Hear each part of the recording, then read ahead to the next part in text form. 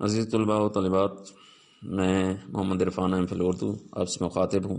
آج ہم اردو ناول کے حوالے سے پڑھیں گے۔ اس میں پہلے میں ویڈیو اردو ناول کا معنی کیا ہوتا ہے، اردو ناول میں کن کن چیزوں کی ضرورت ہوتی ہے، اس میں تکنیکی، فکری اور فنی حوالے سے وہ میں نے چیزیں بیان کر دی ہیں۔ تو اب ہم اردو ناول کے آغاز کے بارے میں تو بیان ہو چکا ہے، اس کے بعد اب جو اردو ناول کے معاصرین ہیں اس کے حوالے سے گفتگو کریں گے۔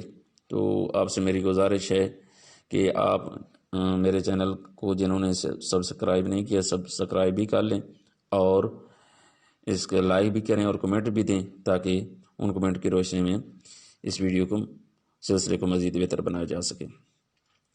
نذیر احمد کے معاصرین، اردو اور اردو ناول، اس حوالے سے ہم سرسری طور پر گفتگو کریں گے کہ ان کے کون کون سے ناول ہیں، کیونکہ امتحانی نقطہ نظر کے حوالے سے یہی چیزیں پوچھی جاتی ہیں۔ ان میں تھوڑی تھوڑی سی وضاحت آپ کو ساتھ ایڈ کر دی جائے گی۔ نذیر احمد ابتدائی ناول نگار کے طور پر مانے جاتے ہیں۔ ان کا پہلا ناول میرات العروس ہے جو 1869 میں شائع ہوا۔ بنات الناش ان کا ناول ہے، توبۃ النصوح ہے، فسانہ مبتلا ہے، ابن الوقت ہے، رویا صادقہ ہے۔ یہ زیادہ تر اس میں نذیر احمد نے ایسے قصے بیان کیے ہیں، ایسے واقعے بیان کیے ہیں جو کردار کا نام ہے وہی کردار کا نام سے ہی اس کا کردار ظاہر ہوتا ہے۔ ان نذیر احمد کے کرداروں کو اس میں مسمہ کے نام سے ملقب کیا گیا ہے، یعنی جو کرداروں کے نام ہوتے ہیں ان سے وہی اعمال بھی سرزد ہوتے ہیں۔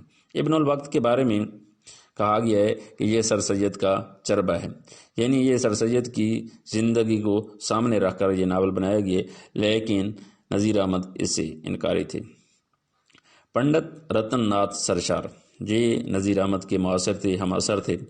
تو ان کا فسانہ آزاد جس میں خوجی اہم کردار ہے، تو یہاں آپ کو یہ بھی میں بتاتا چلوں کہ فسانہ آزاد مزاحیہ ناول کے آغاز میں پہلی کڑی ہے۔ مزاحیہ ناول کا آغاز فسانہ آزاد سے ہوتا ہے۔ جامع سرشار، سیر کوثار، کامنی، شاخ بنات، خدائے فوجدار، یہ اور فسانہ آزاد جو ہے یہ اودھ اخبار میں شائع ہوتا رہا اور اس میں کس بار یہ شائع ہوتا رہا ہے۔ عبدالحلیم شرر، اس کے بعد عبدالحلیم شرر ایسے ناول نگار ہیں جنہوں نے بہت زیادہ ناول لکھے۔ ان کے ناول تاریخی حوالے سے بہت اہم ہیں، انہوں نے تاریخی ناول کی ابتدا کی۔ عبدالحلیم شرر، اگر کوئی آپ سے یہ پوچھے کہ یہ ممتحن سوال آ جائے کہ پہلا تاریخی ناول نگار کسے کہتے ہیں، تو وہ عبدالحلیم شرر ہیں۔ ان کے ناول کے نام یہ ہیں: دلچسپ، ملک العزیز ورجینہ، فردوس بریں، شوقین ملکہ، حسن انجلینا، منصور مونا، عزیز مصر، فلورا، فلورنڈا، فتح اندلس، زوال بغداد، ایام عرب۔ عبدالحلیم شرر نے تقریباً 104 ناول لکھے اور ان میں فردوس بریں کو سب سے زیادہ شہرت حاصل ہوئی، اور فردوس بریں ایسا ناول ہے جو ایم.اے. اردو کے نصاب میں بھی شامل ہے۔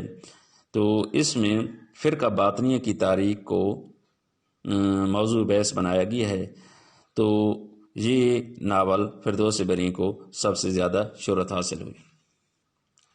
مرزا ہادی رسوا، یہ بھی ایک ناول نگار تھے۔ انہوں نے اور بھی کافی ادب کے حوالے سے، ریاضی کے حوالے سے انہوں نے اور بھی بہت سارے کام کیے۔ ادب کے حوالے سے ان کا جو ناول امرائے جان ادا ہے یہ سب سے زیادہ مشہور بھی ہوا ہے، اور اسے نفسیاتی ناول نگاری کا نقطہ آغاز سمجھا جاتا ہے۔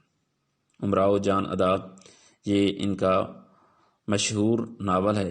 افشائے راز، اختری بیگم، ذات شریف، شریف زادہ، بیرام کی رہائش، یہ ان کے ناول بہت مشہور ہیں اور ان میں امراؤ جان ادا کو سب سے زیادہ شہرت ملی۔ یہ مرزا ہادی رسوا، عبدالحلیم شرر، پنڈت رتن ناتھ سرشار، یہ ناول نگار مرزا ڈپٹی نذیر احمد کے ہم اثر تھے۔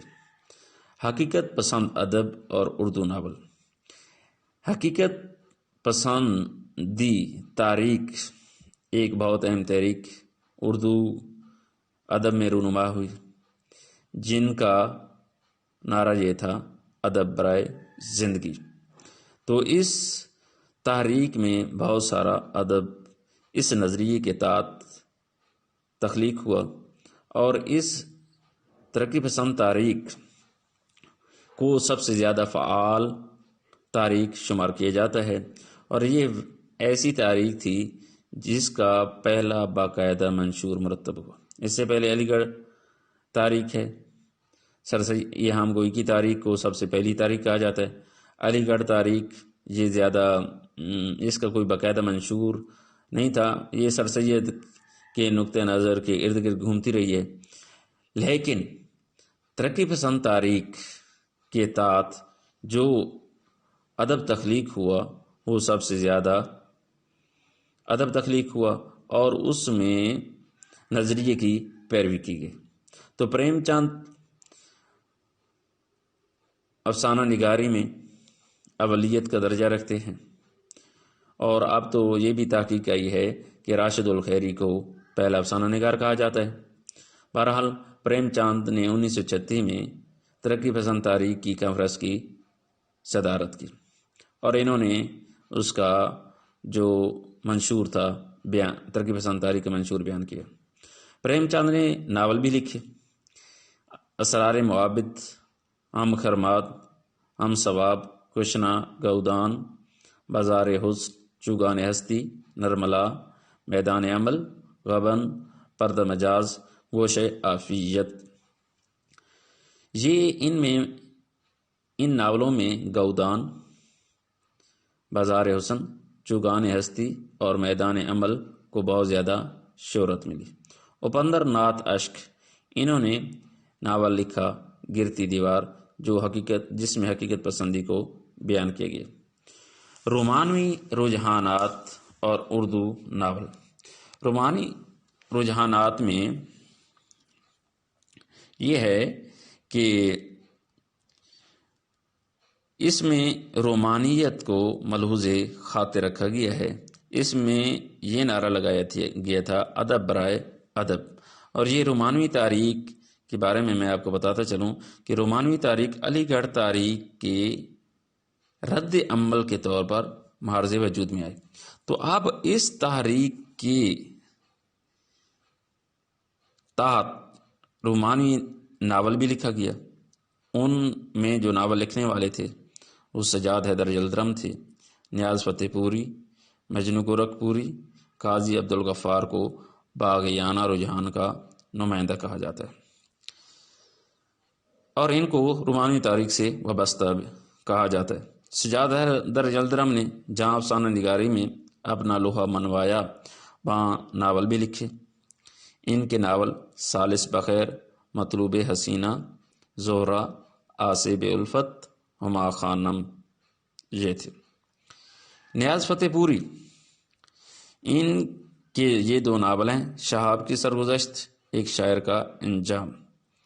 یہ ان کے دو ایسے ناول ہیں جس میں ترقی پسند ادب کے نظریے کو فالو کیا گیا ہے۔ آغا حشر، ہیرے کی کنی، ناہید، ارمان، نقلی تائیدار، یہ آغا حشر وہ آغا حشر ہیں جنہوں نے ڈرامہ نگاری میں اپنے آپ کو سرتاج ڈرامہ نگاری میں جس طرح میر تقی میر سرتاج شعرائے اردو ہے نا، اسی طرح آغا حشر نے اپنی ڈرامہ نگاری میں دھاک بٹھائی۔ علامت اکبر آبادی نے محبت کے افسانے کے نام سے ناول لکھا۔ مجنو گورکھ پوری، اس نے سید زبوں، سگوار شباب، سراب اور زید کا حشر، یہ مجنو نے ناول لکھے۔ قاضی عبدالغفار، لیلا کے خطوط، مجنو کی ڈائری، یہ انہوں نے ناول لکھے۔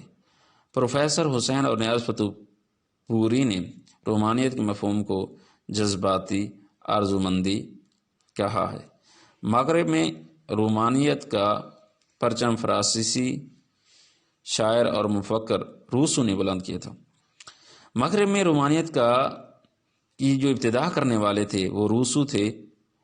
انہوں نے وہاں رومانیت کا پرچار کیا اور پاکستان میں رومانیت بلکہ برصغیر میں رومانیت کی جو نثر میں نمائندہ کہا جاتا ہے وہ اس سے زیادہ جلدرم تھے، اور شاعری میں رومانیت کا مطلع اول علامہ اقبال کو کہا جاتا ہے۔ اور رومانیت کے حوالے سے جو پہلا رسالہ تھا وہ مخزن تھا، جس نے رومانیت کے پرچار میں بہت اہم کردار ادا کیا اور جس کی ایک تاریخی حیثیت ہے، اور رومانیت کا جتنا بھی ادب شائع ہوتا تھا وہ مخزن سے ہی شائع ہوتا تھا۔ تو آج تک اتنا ہی کافی ہے۔